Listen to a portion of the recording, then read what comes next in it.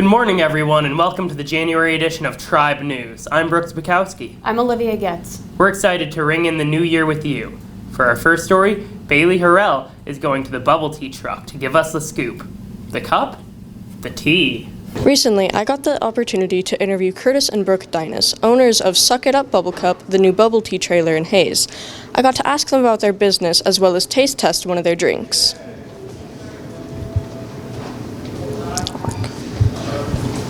So when I first heard that there was going to be a bubble tea place in Hayes, I was pretty excited because, the last place we had was Indigo, and that closed, I think, like 2 months ago. A few months ago, yeah.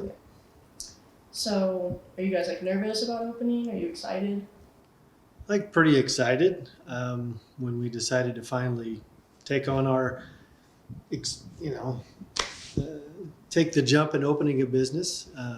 Another business. Another business, yeah. I think we just got excited because it's something new for us, and we know a lot of people like it. So I think we'll bring a good, fun, something new flavors and things like that. Speaking of liking it, do you guys have any flavors that you like? Are you fans of it yourself? Yeah, we like it. I think I don't have a favorite yet because there's still a lot of new flavors that I like, and then there's a lot of sweetness to it, so I like my sweets anyway. So I don't know. I really like papaya. Papaya and honeydew are really good. Those are probably two of my favorites right now, and I'm sure that will change. Yeah. How long of a project has this been? Was it something you guys were thinking about for a while before you decided to actually pursue it?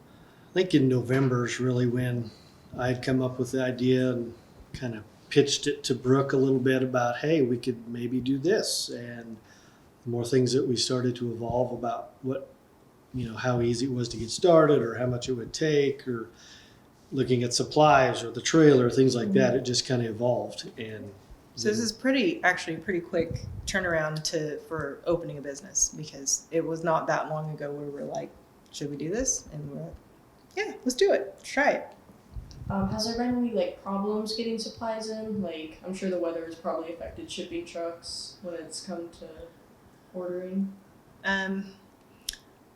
The products that we ordered from Amazon and that we haven't had an issue. Part of the reason that we're not open yet is we have some equipment that we had specially made for us to fit into the trailer, and it's called a bubble milk station, and you can't really get them in America. They don't really make them here. So we tried doing other things, putting things together, and nothing was going to be able to be the right size for all the components that we needed. So we just decided we were going to go ahead and just order a table. And our supplier was also able to get us a lot of our other major equipment. You have to have a water boiler for hot water.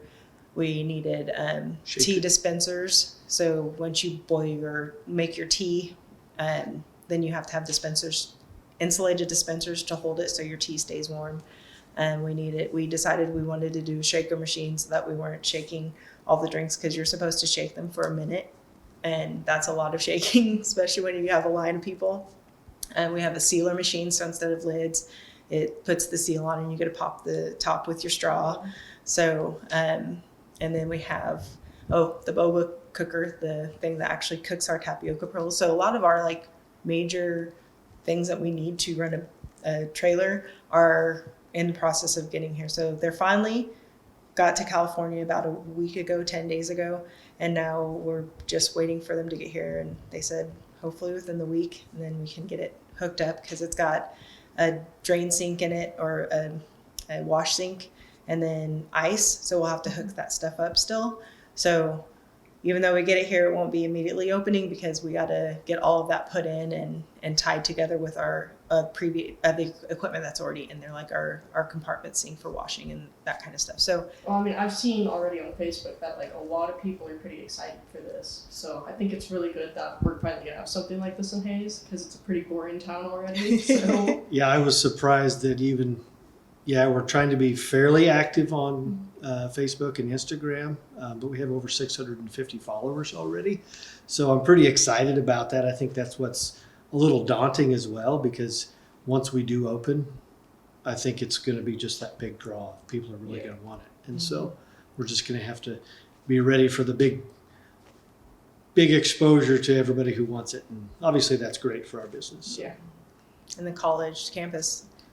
My oldest daughter actually goes to Fort Hazen. One of her teachers asked her about it. They just started school on Tuesday, and her teacher was like, "Isn't your parents opening that bubble tea trailer?" So I don't know if it's just the last name Dynas that she recognized it from, but I don't know how much of that demographic we've even tapped into. A lot of the people on Facebook are friends who've like tagged people. Yeah. So I think there's a lot of that college age group that we haven't even tapped into. So that's the part that makes me a little scared, is that like when you open up, it's like what are the lines going to look like, and trying to make sure that you're efficient and you don't have people waiting a long time, especially because it's winter. Yeah. And we have online ordering, so that will help where people aren't going to have to actually stand outside and wait for the stuff. You can put your order in online, and then when it's ready, then you're not waiting. But there's just a lot of different pieces that we think we know how they're going to go, but we're not 100% sure. So that's a part that's kind of a little bit scary. Well, thank you for letting me interview you. Really appreciate it. Yes, but now I asked you before if you'd be willing to get in front of the camera, because I made a little something for you to try. And to pop it too. Yeah. Well, Wow. it's not necessarily seal, but you get a cup, and we don't have the sealer lid. Can I hold this? Yeah, you can. So now I asked her if she would be willing to be the guinea pig. This is the mango, and you kind of have to play with flavors to get them right. Yeah. You have kind of a recipe, but I had been playing with this recipe and I didn't feel like the mango flavor was good enough. So now you have to tell me if I nailed it or not. Okay. No, yep. That's the reaction I want. Yeah. Yeah. Okay. Awesome. Perfect. Thank you. Curtis and Brooke have been open for a few days now. Make sure to go check them out on Facebook so you can see when and where they'll be open next. Reporting for Tri Broadcasting, this is Bailey Harrell. On scene at Salina Central, Allie Connor went with Hayes High's Varsity Scholar Bowl to regionals. Here's Allie with more. I'm Allie Connor reporting for Tribe Broadcasting. I'm here at Salina Central High School, where the Varsity Hayes High Scholars Bowl members are competing in regionals to qualify for state. In a round of Scholars Bowl, two teams, usually from different schools, compete head-to-head to answer questions in subjects ranging from mathematics to fine arts to foreign language. The team who buzzes in and answers the question correctly first gets 10 points. A win is awarded to the team with the most points at the end of the match. A typical meet consists of 6 to 8 matches for each team. Hayes placed 5th in their pool in the 15-team tournament, missing bracket play and not qualifying for the upcoming state competition. They scored a total of 300 points in 7 rounds. The tournament was last for seniors Brooks Bukowski, Everett McClure, and Captain Henry Fitzdom. Meanwhile, the team's remaining members, including varsity players Brett Dreyer, Kenny Fisher, and alternate John Weisenborn, look forward to their next season. From Salina Central High School, I'm Allie Connor, back to you guys in the studio. My name is Brooke Liker, here to talk about the upcoming February events. Saturday, February 3rd, 2024, we have TMP's Pop Singers Dinner and Dessert Show from 6 to 9 p.m. Tuesday, February 6th of 2024, we have Freddy's Frozen Custard and Steak Burgers Family Night from 5 to 8 p.m. Friday and Saturday, February 9th and 10th of 2024, we have Chamber Singers Cabaret at the Fox at 7 p.m. Friday through Sunday, February 16th through the 18th of 2024, we have Hayes Community Theater's Moon Over Buffalo. 16th through the 17th will be at 7 p.m. and the 18th at 2 p.m. for their matinee. And Wednesday, February 28th of 2024, we have Beach Schmitz Performing Arts Center, Sophia Philharmonic Orchestra at 7:30 p.m.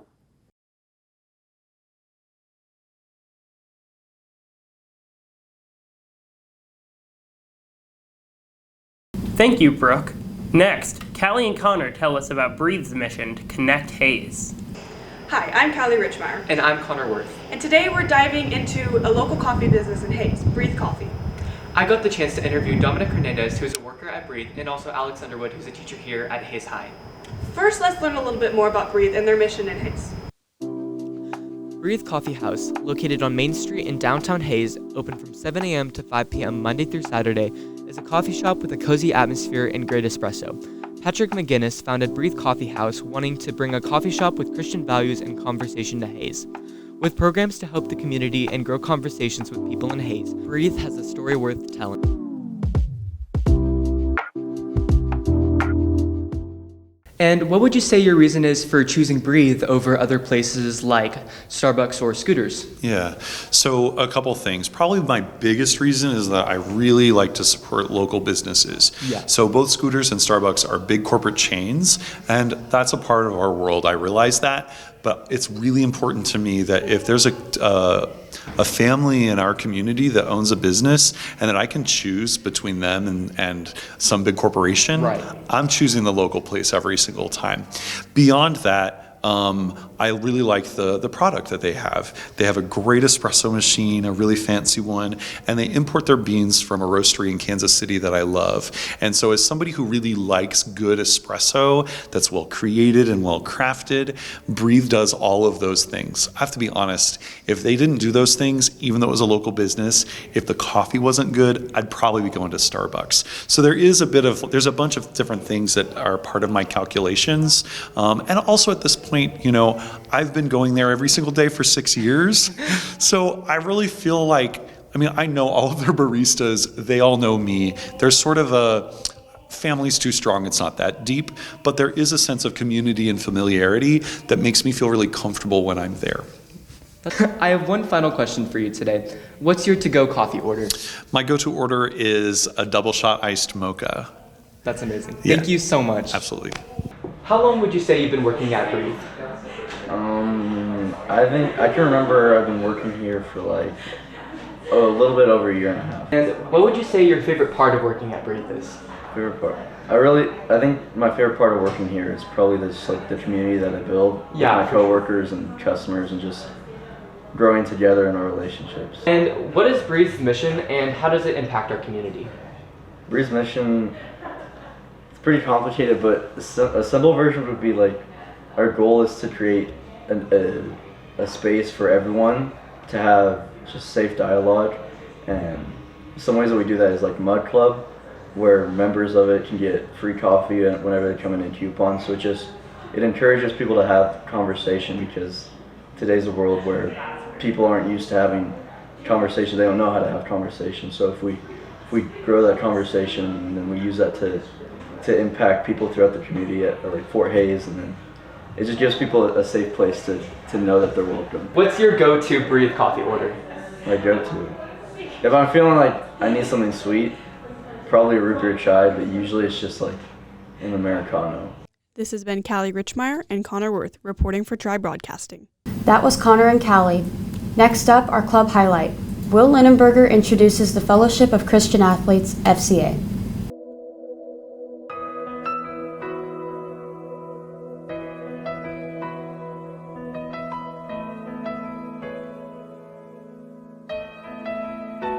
I can only imagine what it will be like when I walk by your side.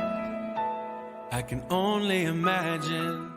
So FCA it's actually a national thing. It's an organization where you lead people to Jesus and help them grow in Christ through sports and athletics and coaches and athletes. And here we adopted it last year at the end of the school year, and it's just a club where we come together and praise God together, and we learn about Jesus together, and yeah.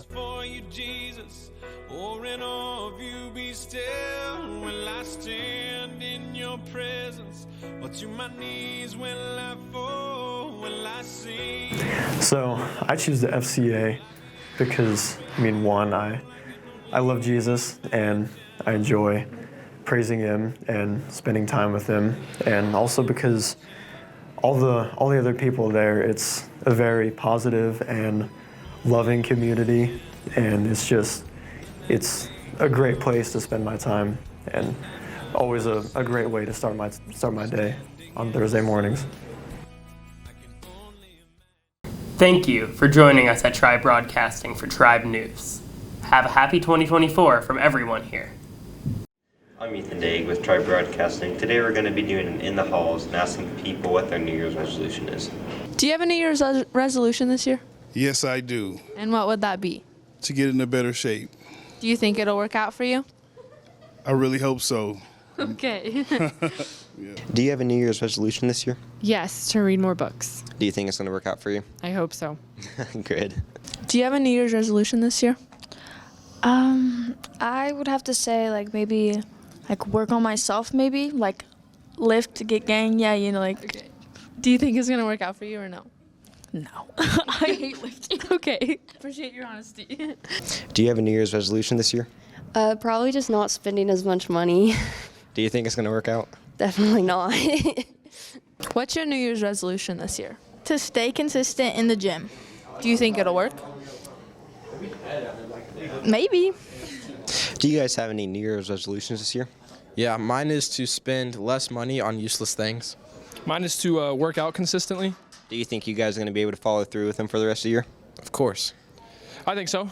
That's what we like to hear. What's your New Year's resolution this year? To go to the gym 3 times a week at least. And why did you choose this resolution? Because I'm not a very active person, so it'd be good for me to get active this year. Sounds great. Do you have a New Year's resolution this year? Yep. What is it? To get good grades.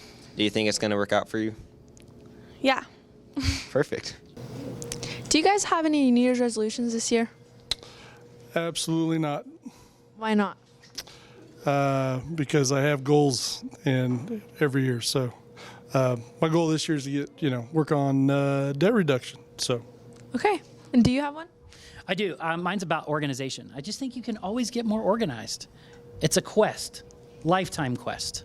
That is so true. Do you think it's going to work out for you? Absolutely. Think positive. Goals, right? Yep. Yeah. There you go. All right. Thank you, guys.